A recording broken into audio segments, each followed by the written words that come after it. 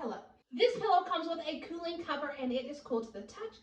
I think feels amazing. What I really like about this pillow is it has the armrest built in on the side.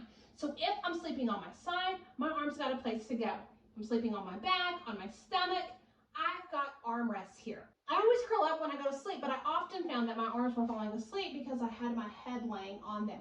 And this has alleviated that. This pillow also has the neck indention here to cradle my neck while I sleep and help support it. And then we have the Sutera memory foam pillow. This pillow also has the armrest and will support a stomach sleeper, a back sleeper, a side sleeper, and any which way sleeper.